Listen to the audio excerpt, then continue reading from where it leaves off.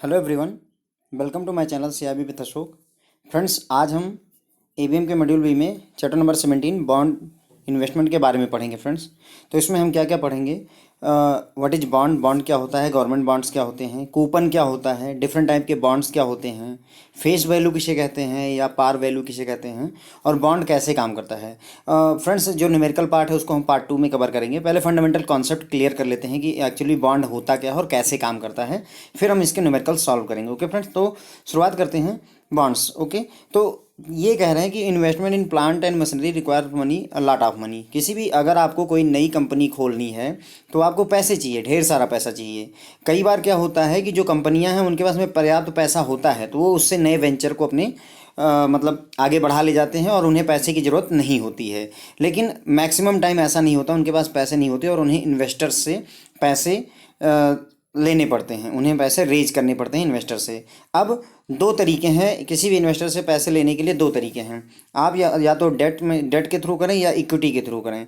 तो डेट के थ्रू करेंगे तो इसमें क्या होता है, डेट एक तरीके का लोन होता है फ्रेंड्स। ओके, जबकि इक्विटी में क्या है, आपको कंपनी में हिस्सेदारी देनी पड़ती है, हिस्सेदारी देनी पड़ती है। तो ये ज़्यादा बेहतर ऑप्शन इक्विटी वाला नहीं होता है, लोन वाला ज़्यादा अच्छा होता है। इसमें लोन के तौर पर लेते हैं और कुछ फिक्स अमाउंट का इंटरेस्ट देते रहते हैं। ओके फ्रेंड्स, उसके बाद में अगर कंपनी को जो है थोड़े समय के लिए फंड चाहिए, जैसे 2 4 5 साल के लिए चाहिए, तो वो क्या करेगा, बैंक से जाकर के लोन ले लेगा। लेकिन अगर उसे लंबे समय के लिए, मीडियम टर्म लॉन्ग टर्म, जैसे 25 साल 30 साल 50 साल के लिए 35 साल के लिए चाहिए लोन, तो वो क्या करते हैं, बॉन्ड्स इशू करते हैं। कंपनियां बॉन्ड्स इशू कर देती हैं। तो हमें ये बात क्लियर हो गई कि हमें, यदि आप कंपनी के मालिक हैं तो आपको, अगर मान लीजिए आपको 200 करोड़ रुपए चाहिए, तो आप बैंक नहीं जाना चाहते तो आप क्या करोगे, बॉन्ड्स इशू कर दोगे, जिसे कस्टमर या इन्वेस्टर्स परचेज करेंगे। ओके फ्रेंड्स, तो बॉन्ड्स इस पर्पज काम आता है। और जब जब कंपनियां companies issue bonds, they promise to make a series of fixed interest income. जब भी कोई बॉन्ड इशू करेगा, मान लीजिए 1,000 रुपये का एक बॉन्ड इशू करता है, तो वो बोलता है कि हर महीने या हर साल हम आपको 60 रुपये देते रहेंगे। तो वही ये कह रहा है कि they promise to make a series of fixed interest income, एक फिक्स इंटरेस्ट आपको देते रहेंगे और इसे कूपन कहते हैं। और जब मेच्योरिटी आ जाएगी तो वो आपके डेट, जो आपका उधार है, 1,000 रुपये जो आपने इन्वेस्ट किए थे, वो भी आपको लौटा देंगे। इसे फेस वैल्यू कहते हैं फ्रेंड्स। ये सारे टर्म हम डिटेल में पढ़ेंगे फ्रेंड्स, बस देखते रहिए इसे। गवर्नमेंट बॉन्ड्स क्या होते हैं? तो गवर्नमेंट भी जो है, देखिए, जैसे ऐसा नहीं कि सिर्फ कारपोरेट और कंपनियों को भी पैसे की जरूरत होती है, गवर्नमेंट को भी पैसों की जरूरत होती है। और अगर गवर्नमेंट को पैसों की जरूरत होती है तो वो क्या करेगी, वो भी बॉन्ड इशू कर देंगे और पब्लिक उसे खरीद लेगी। और जो जब ये बॉन्ड इशू करके जो पैसे उठाएंगे, जितना पैसा, मान लीजिए गवर्नमेंट ने जो है 2 करोड़ का या 2,000 करोड़ रुपए का बॉन्ड इशू कर दिया, तो ये जो 2,000 करोड़ है, ये तो लोन ही तो है। बैंक मतलब गवर्नमेंट ने एक तरीके से लोन ले लिया है। और गवर्नमेंट बॉन्ड जो होते हैं वो इशू किए जाते हैं उस देश की गवर्नमेंट द्वारा, जो कि उस देश की करेंसी में किए जाते हैं। कहने का मतलब ये हुआ कि अगर इंडियन गवर्नमेंट इशू करेगी, जो बॉन्ड है वो इंडियन गवर्नमेंट इशू करेगी, प्लस इंडिया की जो करेंसी है रुपया, उसमें इशू करेगी। इसी जगह का अगर यूएस है, यूनाइटेड स्टेट्स की बात करें, तो वहाँ पर यूएस गवर्नमेंट जो है बॉन्ड इशू करेगी और साथ ही साथ वो डॉलर में इशू करेगी। किस में इशू करेगी? डॉलर में इशू करेगी। तो वही यही बात यहाँ पर कही गई है। एक बात ध्यान रखने वाली कि जो गवर्नमेंट बॉन्ड्स होते हैं फ्रेंड्स, उनकी जो टेनर होता है, जो उनकी लाइफ होती है, मेच्योरिटी लाइफ, वो 5 साल से 30 साल के बीच में लगभग होती है। ओके, अगर जैसे बॉन्ड जो है इंडियन गवर्नमेंट ने इशू किया हुआ है इंडियन रुपए में, तो उसे हम गवर्नमेंट बॉन्ड कहेंगे। ओके फ्रेंड्स, लेकिन यदि इसी जगह पर पुणे या चेन्नई म्यूनसिपल कॉर्पोरेशन इशू करता है तो इसे गवर्नमेंट बॉन्ड नहीं कहते हैं। गवर्नमेंट बॉन्ड हम उसे तभी कहेंगे जब वो नेशनल गवर्नमेंट, उस देश की नेशनल गवर्नमेंट उसी देश की करेंसी में इशू करे, तो ही फ्रेंड्स हम उसे गवर्नमेंट बॉन्ड कहते हैं। ओके फ्रेंड्स, उसके बाद में ये पूछा जाता है क्वेश्चन कि गवर्नमेंट बॉन्ड जो है रिस्क फ्री होते हैं या नहीं होते। तो गवर्नमेंट बॉन्ड जो है नॉर्मली रिस्क फ्री माने जाते हैं।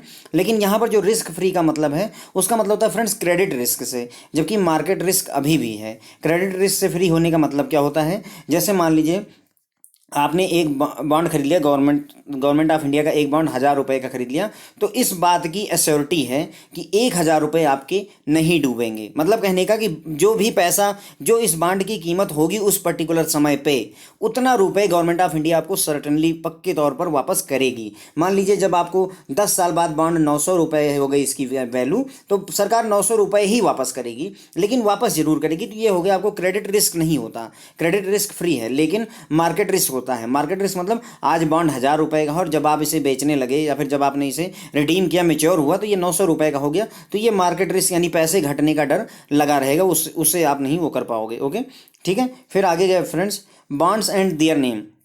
एक्चुअली कुछ बॉन्ड्स और उनके पेट नेम हैं या निक नेम होते हैं, उसी नाम से बुलाए जाते हैं। तो ये क्वेश्चन पूछा जाता है फ्रेंड्स आपके सीआईबी के एग्जाम में। तो देखिए, अगर यूएस गवर्नमेंट का बॉन्ड है तो उसे यूएस ट्रेजरी बोलते हैं। अगर फ्रांस की गवर्नमेंट ने बॉन्ड इशू किया है तो उसे ओएटी बोलते हैं। क्या बोलते हैं फ्रेंड्स? ओएटी बोलते हैं। जर्मन बॉन्ड जो होता है उन्हें बंड्स कहते हैं, BUNDS। ओके, और गवर्नमेंट बॉन्ड जो होता है उसे गिल्ट कहते हैं, गिल्ट्स। तो यूएस गवर्नमेंट का जो बॉन्ड होता है उसे यूएस ट्रेजरी कहेंगे। फ्रांस गवर्नमेंट के बॉन्ड को OAT बोलेंगे फ्रेंड्स। ओके, OAT बोलेंगे। जर्मन बॉन्ड्स को BUNDS कहते हैं, बॉन्ड्स, और यूके बॉन्ड को गिल्ट्स कहते हैं। ओके फ्रेंड्स, तो ये कई बार क्वेश्चन पूछ लिया जाता है कि आप इसे मैच करिए कि फ्रांस गवर्नमेंट ने जो बॉन्ड इशू किया उसे क्या बोलते हैं, क्या बुलाया जाता है, तो OAT बोलेंगे। ओके, तो ये याद रखिएगा। ओके फ्रेंड्स, तो ठीक है। अब सोवरजीन बॉन्ड क्या होता है फ्रेंड्स? सोवरजीन बॉन्ड का मतलब ये होता है कि जब जो है कोई नेशनल गवर्नमेंट है, जैसे भारत सरकार है, वो फॉरेन करेंसी में जो है बॉन्ड इशू कर दे तो उसे सोवरजीन बॉन्ड कहते हैं। जैसे भारत सरकार ने जो बॉन्ड इशू किया, US डॉलर में इशू कर दिया, ये जापानीज येन में इशू कर दिया, तो उसे हम जो है क्या बोलेंगे? सोवरजीन बॉन्ड बोलेंगे। ओके फ्रेंड्स, जब मतलब कहने का कि हमारे ही देश की सरकार है, इंडियन गवर्नमेंट है, लेकिन वो इशू किस करेंसी में कर रही है? अपने भारतीय रुपए में ना करके किसी और करेंसी में, US डॉलर, कनेडियन डॉलर या जापानीज येन में कर रही है, तो उसे क्या बोलते हैं? हम सोवरजीन बॉन्ड्स बोलते हैं। ओके फ्रेंड्स, फन फैक्ट यहाँ पर क्या है कि जो सबसे पहली बॉन्ड कब इशू किया गया था अगर पूछा जाए तो 1693 में अंग्रेजों ने किया था, इंग्लिश के द्वारा किया गया था। और किस लिए किया था इन्होंने? ये फ्रांस के अगेंस्ट जब युद्ध लड़ रहे थे, वार कर रहे थे, तो उसके लिए जो इनको फंड की जरूरत थी, तो उसके लिए इन्होंने बॉन्ड का कॉन्सेप्ट, बॉन्ड को इशू किया था। तो पहली बार बॉन्ड कब इशू हुआ था? 1693 में बाई इंग्लिश। ओके, फिर कुछ टर्म्स पढ़ेंगे फ्रेंड्स जो कि आगे हमें मदद करेंगे। देखिए, इन टर्म्स को अच्छे से समझिएगा क्योंकि चैप्टर में ये बार बार आते रहेंगे। देखिए, एक होता है फेस वैल्यू या पार वैल्यू, दोनों एक ही बात है फ्रेंड्स, चाहे फेस वैल्यू कह लीजिए चाहे पार वैल्यू कह लीजिए। मैं आपको एक एग्जांपल देता हूँ। देखिए, मान लीजिए ये आपका बॉन्ड है, ठीक है। मान लीजिए कोई एक कंपनी है ABC जिसने बॉन्ड इशू किया है, तो ये बॉन्ड का प्रोफार्मा है, मान लीजिए फ्रंट ऐसे जब आप मतलब आपको मिलेगा तो ऐसा दिखेगा। अब यहाँ पर अगर इन्होंने 100 प्रिंट कर दिया, 100 रुपये, तो यही जो ये इसके फेस पर प्रिंटेड है फ्रेंड्स, बॉन्ड के फेस पर जो ये 100 रुपीज़ लिखा है, इसे ही हम फेस वैल्यू कहते हैं या पार वैल्यू कहते हैं। क्या बोलते हैं फ्रेंड्स? इसे ही हम फेस वैल्यू, जो फेस पर लिखा हुआ है बॉन्ड के, उसे ही फेस वैल्यू या पार वैल्यू कहते हैं। और ये नॉर्मली देखिए, कभी भी आप बॉन्ड इशू करोगे तो आप कभी भी जो है 99 रुपये का नहीं इशू करना चाहोगे। नॉर्मली हम जो है जाते किसके साथ हैं? 10 रुपये का बॉन्ड इशू करेंगे, 100 रुपये फेस वैल्यू का इशू करेंगे, या 1000 का कर देंगे, या 10,000 का। इसी सीक्वेंस में नॉर्मली ये चलता है। ऐसा जरूरी नहीं कि हर बार हो। जैसे ये 1000 रुपये फेस वैल्यू का बॉन्ड हो गया, ये 10 रुपये फेस वैल्यू का बॉन्ड हो गया, इसी तरीके से ये 100 रुपये फेस वैल्यू का बॉन्ड हो गया। नॉर्मली ऐसा होता है, लेकिन हमेशा ऐसा नहीं होता है। ओके, तो ये हो गया फेस वैल्यू का मतलब आप समझ गए, जो बॉन्ड के फेस पर जो प्राइस लिखा होता है बॉन्ड का, उसे ही उसकी फेस वैल्यू कहते हैं। और जब भी आपका बॉन्ड मेच्योर होगा, यहाँ पर एक खासियत ध्यान रखिएगा। जैसे मान लीजिए आपने कोई बॉन्ड 1200 का खरीदा या 900 रुपये का खरीदा, ठीक है। उसके फेस पर मान लीजिए 1000 रुपये लिखा है। आपने परचेज कितने का किया है? 900 का। उसके फेस पर लिखा कितना है? 1000 रुपये। मान लीजिए 6 साल का बॉन्ड है, तो 6 साल बाद जब भी ये कंपनी आपको पैसे, बॉन्ड आप का मेच्योर होगा, तो आपको जो पैसे वापस करेगी वो हमेशा 1000 रुपये वापस करेगी। जो फेस वैल्यू है वही रिटर्न होता है, कितने का खरीदा वो मुद्दा वहाँ पे रह नहीं जाता है। तो हमेशा जो फेस वैल्यू, यानी कहने का मतलब ऐसे समझ लीजिए, ये 1000 रुपये लिखा है और मैंने बहुत दिमाग लगा करके इसको 600 का खरीद लिया, तो समझ लीजिए कि मुझे बाद में कंपनी को 1000 रुपये ही देने हैं, है ना। वो 600 रुपये दे करके नहीं होगा। तो जो फेस वैल्यू होती है उसे लौटाना वही पड़ता है। तो यही बात यहाँ पर लिखी गई कि जब भी बॉन्ड मेच्योर होता है तो आपको हमेशा फेस वैल्यू या पार वैल्यू आप बैंड मिलती है। बॉन्ड की जो पार वैल्यू है वही मिलती है या फेस वैल्यू मिलती है। ओके, दूसरा है टॉपिक फ्रेंड्स, इसमें हमने समझ लिया कि फेस वैल्यू क्या होती है, जो फेस पर प्रिंट होती है फेस वैल्यू होती है। कूपन रेट क्या होता है फ्रेंड्स? तो देखिए, कूपन रेट क्या होता है, when you own a bond, मान लीजिए आपने बॉन्ड खरीदा, आपने एक बॉन्ड खरीद लिया 100 रुपये वैल्यू का, ठीक है। तो क्या होगा कि आपको एक फिक्स्ड इंटरेस्ट इनकम हर साल मिलेगी जब तक बॉन्ड मेच्योर नहीं हो जाता। और जो ये इनकम आपको मिल रही है यही कूपन कहलाता है। देखिए फ्रेंड्स, जब आप इसके क्वेश्चन देखेंगे तो वहाँ 2 इंटरेस्ट दिया रहेगा। एक कूपन रेट का इंटरेस्ट 6% और नॉर्मल रेट ऑफ इंटरेस्ट 14%। तो वहाँ पर आप ये कन्फ्यूज हो जाओगे कि ये दो इंटरेस्ट रेट कौन सा है और क्या करना है। इसीलिए मैं कह रहा हूँ कि इसको थोड़ा सा ध्यान से समझ लीजिए कि कूपन रेट क्या होता है। जैसे एक एग्जाम्पल से समझेंगे। मान लीजिए आपने 1,000 रुपये का एक बॉन्ड खरीदा है, उस पर बोल रहे हैं कि हम आपको 20% जो है कूपन रेट देंगे। क्या बोला कंपनी ने कि 20% कूपन रेट का ये बॉन्ड है। इसका मतलब 1,000 रुपये का 20% आपका कितना रुपए हो जाएगा फ्रेंड्स? 1,000 रुपये का 20% 200 रुपये हो जाएगा। तो आप क्या करो, आपको क्या होगा कि हर साल कंपनी 200 रुपये, अगले साल फिर 200 रुपये, अगले साल फिर 200 रुपये, अगले साल फिर 200 रुपये, जब तक मैच्योर नहीं हो जाता तब तक ये जो 200 रुपये दे रहे हैं, ये आपको एक कूपन दे रहे हैं। इसे ही हम क्या कहते हैं फ्रेंड्स? इसे ही हम कूपन कहते हैं। क्या बोलते हैं? जो ये अभी हमको 200 रुपये जो मिल रहे हैं इसे कूपन कहते हैं, और जो हमने परसेंटेज बताया 20% उसे कूपन रेट कहते हैं। एक्चुअली कूपन क्यों कहते हैं? क्योंकि होता क्या था कि जो है बहुत सारे जब आपको पेमेंट लेनी होती थी पहले के समय में, तो आपको वो कूपन दे देते थे इन्वेस्टर्स को कि उसे आप फाड़ करके हमें मेल कर दीजिए ताकि हम जो है आपको इंटरेस्ट की पेमेंट कर दें। यहाँ पर मैं एक एग्जांपल के जरिए आपको दिखाता हूँ। मान लीजिए ये आपको दे दिया गया कि अगले 6 साल तक के लिए ये कूपन है। तो जब भी मान लीजिए आपने 1,000 रुपये का बॉन्ड खरीदा है फ्रेंड्स, और 10% का इंटरेस्ट मिलना है आपको, 1,000 का बॉन्ड है और उस पर कूपन रेट कितना है? 10% है मान लीजिए। तो एक बॉन्ड आपने यहाँ से फाड़ा, इसको कंपनी को मेल किया, तो कंपनी ने क्या किया? 1,000 रुपये का 10% जितना हुआ 100 रुपये, उसको आपको पे कर दिया। अगले साल फिर आपने 10% का ये दूसरा कूपन फाड़ा, उसको मेल किया स्क्रीनशॉट लगा के, अटैच करके, जो भी करके, फिर आपको 100 रुपये मिल गए। अगले साल फिर आपने ये किया। तो ये जो कूपन है, इसीलिए इसे कूपन रेट कहते हैं फ्रेंड्स। ये इसीलिए इसे कूपन रेट कहते हैं। आई होप कि मैंने आपको ये बहुत ही अच्छे से क्लियर कर दिया है कि कूपन रेट का क्या कॉन्सेप्ट होता है। अब आप कंफ्यूज नहीं होंगे कि मान लीजिए 100 रुपये का बॉन्ड है और 14% का कूपन मिल रहा है मुझे, तो इसका मतलब ये हुआ कि हर बार मुझे 14 रुपये हर महीने, या अगर मिलता रहेगा, ओके, हर साल मुझे कितना रुपए मिलता रहेगा? 14 रुपये कंपनी देती रहेगी। मैं बस क्या करूँगा? एक कूपन देता रहूँगा और उसके बदले में मुझे हर एक कूपन के बदले में 14 रुपये वो कंपनी देती रहेगी। ओके फ्रेंड्स, तो आई होप कि मैंने ये आपको क्लियर कर दिया कि कूपन रेट क्या होता है, कॉन्सेप्ट। ठीक है, आगे बढ़ते हैं। बॉन्ड के कुछ टाइप होते हैं। एक निगोशिएबल बॉन्ड, दूसरा जीरो कूपन बॉन्ड, तीसरा कन्वर्टेबल बॉन्ड। देखिए निगोशिएबल बॉन्ड्स क्या होते हैं? निगोशिएशन, जहां पर निगोशिएट कर सके, खरीदा बेचा जा सके। These are traded in the market, market में इन्हें ट्रेड किया जाता है, इसलिए इन्हें निगोशिएबल बॉन्ड कहते हैं। और इनकी जो मार्केट वैल्यू होती है वो चेंज होती रहती है इंटरेस्ट रेट के हिसाब से। अगले पार्ट में हम इसके बारे में अच्छे से समझेंगे कि इंटरेस्ट रेट और बॉन्ड की वैल्यू में क्या रिलेशन होता है, उसको हम अच्छे से समझेंगे। अभी के लिए ये समझ लीजिए कि जो मार्केट में ट्रेड किए जाते हैं बॉन्ड, उन्हें निगोशिएबल बॉन्ड कहते हैं। अगले टाइप का है जीरो कूपन बॉन्ड। क्या होता है फ्रेंड्स?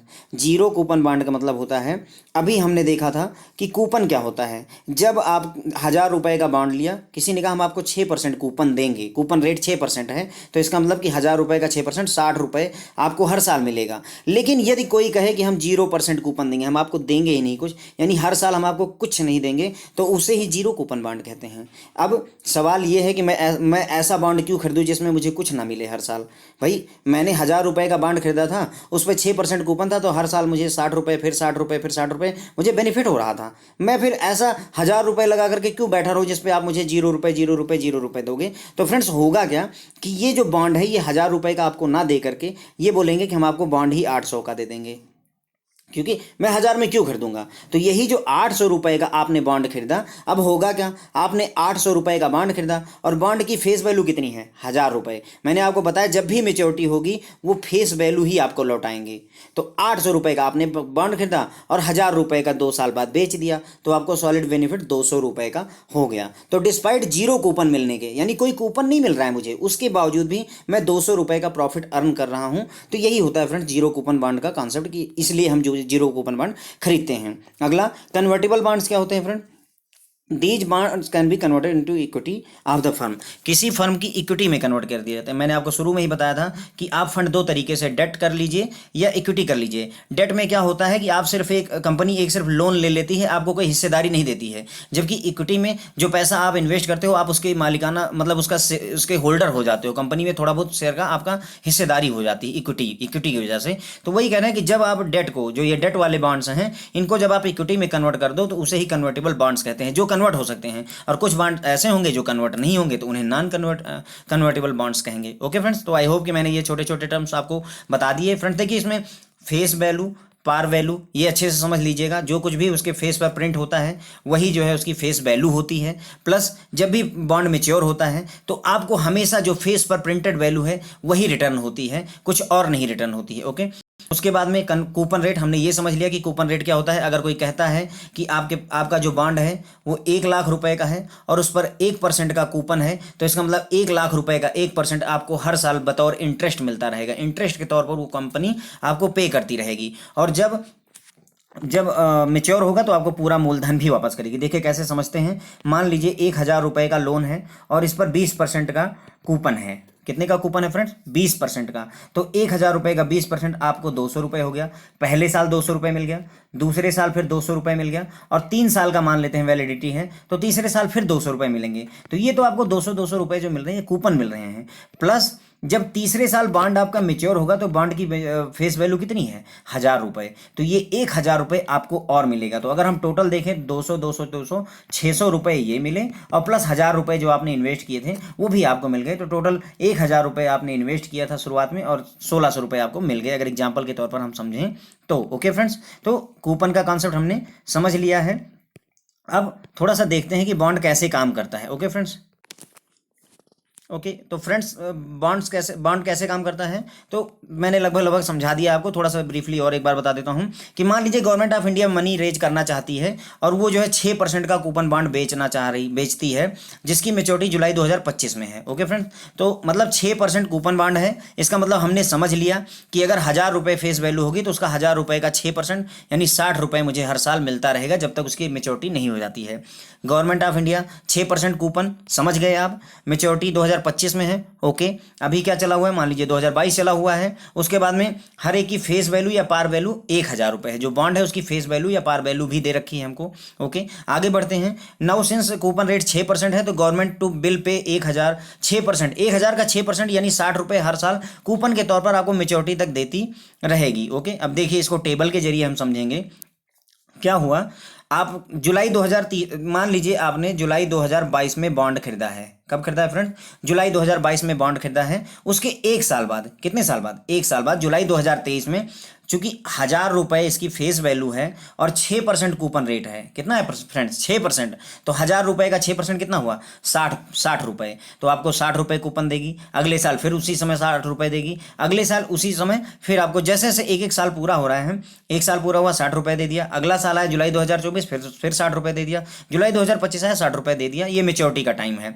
अब प्लस में क्या बात होती है कि जो भी फेस वैल्यू होती है जब आपका बॉन्ड मैच्योर होता है तो फेस वैल्यू भी आपको रिटर्न की जाती है। तो अगर हम देखें तो इस साल तीसरे साल लास्ट में हमको 1,060 रुपये वापस मिलेंगे। ओके फ्रेंड्स, तो आई होप कि आपको क्लियर हो गया है। 2022 में आपने कूपन खरीदा है, 2023 में आपको 60 रुपये केवल मिले नगद, 2024 में फिर आपको 60 रुपये नगद दे गई कंपनी, 2025 में 60 रुपये तो नगद दिया ही दिया, प्लस जो आपने 1,000 रुपये इन्वेस्ट किया था कंपनी में वो भी फेस वैल्यू आपको लौटा दी। तो आपको टोटल कितना मिला तीसरे साल? 1,060 रुपये। और अगर हम ओवरऑल देखें कितना मिला तो 1,180, क्योंकि 60 रुपये 3 बार 1,180 होगा और 1,000 और जोड़ेंगे तो 1,080 हो जाएगा। ओके फ्रेंड्स, तो आपने समझ लिया कि बेसिकली बॉन्ड कैसे काम करता है। एक दो और एग्जांपल छोटे छोटे समझ लेते हैं फ्रेंड्स। यहाँ मैं कैलकुलेशन नहीं सिखा रहा हूँ, मैं बस आपको बता रहा हूँ कि बॉन्ड में समझना क्या क्या बातें हैं जो ध्यान रखनी है और क्या क्या इंपॉर्टेंट चीज़ें हैं। दूसरा उदाहरण देखेंगे, पार वैल्यू या फेस वैल्यू दोनों एक ही बात है। 1,000 रुपये है, कहने मतलब कि बॉन्ड के ऊपर प्रिंट 1,000 रुपये है और जब मैं ये मेच्योर होगी तो मुझे इतने ही रुपये वापस होंगे। ये दो बातें हमें क्लियर हो गई इतनी लाइन से। कूपन रेट 10% है, इसका मतलब जो फेस वैल्यू है उसका 10% यानी 1,000 का 10% मुझे 100 रुपये हर साल मिलेंगे, जितने साल तक ये मेच्योर नहीं होता है। ईयर 5 साल के लिए है तो हर साल 100 रुपये, अगले साल फिर 100 रुपये, ऐसा 5 साल तक होगा और लास्ट में मुझे फेस वैल्यू भी वापस कर जाएंगे ये। तो अगर हम इसको टेबल के जरिए देखें, पहले साल मुझे कितना मिला? 100 रुपये, दूसरे साल मुझे कितना मिला? 100 रुपये, तीसरे साल 100 रुपये, चौथे साल फिर 100 रुपये। क्यों? क्योंकि 10% जो है आपकी कूपन रेट है 1,000 रुपये का, तो 1,000 रुपये का 10% हर साल मुझे 100 रुपये का इंटरेस्ट आता जा रहा है। क्या दिक्कत है? 5वें साल भी 100 रुपये आ गए और प्लस 1,000 रुपये जो मेरी फेस वैल्यू थी, जो पार वैल्यू थी, जो मैंने शुरुआत में इसको जो हमने बॉन्ड खरीदा था उस पर जो लिखा हुआ था फेस वैल्यू पे 1,000 रुपये, वो भी इन्होंने वापस कर दिया। तो मुझे जो 5वें साल वापस मिलेगा वो 1,100 रुपये मिलेंगे। बाकी के सभी समय 100 रुपये आ रहे हैं और लास्ट वाले समय में 1,000। अगर ऐसे समझें तो हर साल हमें 100 रुपये का इंटरेस्ट मिल रहा है। देख लीजिए 5 के पाँचों साल हमें, तो 5 साल में 100 रुपये के हिसाब से 500 रुपये हमें ब्याज मिल गया और प्लस 1,000 रुपये जो हमारी फेस वैल्यू थी स्टार्टिंग में वो 1,000 रुपये हमको मिल गए। तो टोटल हमें इतना पैसा 1,500 रुपये मिल जाएगा। ओके फ्रेंड्स, ठीक है, अगला एक और एग्जाम्पल छोटा सा देख लीजिए, ये अपनी तरफ से समझ लीजिएगा। देखिए फेस वैल्यू है 100 रुपये, कूपन रेट 14% है, यानी 100 रुपये का 14%, सिर्फ 14 रुपये आपको हर साल ब्याज के तौर पर मिलेगा। मेच्योरिटी 10 साल की है, तो हर साल आपको 14 रुपये मिलता जाएगा। ये देखिए फ्रेंड्स, पूरा 14 रुपये मिलता चला गया। और 10वें साल जब ये मेच्योरिटी आ गई, तो जो फेस वैल्यू थी 100 रुपये की, वो फेस वैल्यू भी कंपनी ने हमें वापस कर दी, तो 114 रुपये इसने और वापस कर दिए। ओके, तो अगर हम देखें तो केवल कूपन की बात करें तो हमें 14 रुपये जो है 10 साल तक मिले हैं, तो 140 रुपये मिले हैं, प्लस फेस वैल्यू 100 रुपये और मिली है, तो टोटल 240 रुपये हमने फाउंड किया है। ओके फ्रेंड्स, तो ये मैंने आपको लगभग समझा दिया है कि बॉन्ड कैसे काम करता है। बेसिक चीज़ें क्लियर हो गई हैं। अब अगले चैप्टर में हम करंट यील्ड क्या होता है, यील्ड टू मेच्योरिटी क्या होता है, रेट ऑफ रिटर्न क्या होता है, ये सारा कुछ कैलकुलेशन करेंगे। ओके फ्रेंड्स, ठीक है, थैंक यू फ्रेंड्स। आप लोगों से निवेदन है कि आप जो है हमारे चैनल को सब्सक्राइब करिए और हमारे चैनल के बारे में अपने फ्रेंड्स को भी बताइए प्लीज़, जो है हमारी हेल्प करिए इस मामले में। Thank you.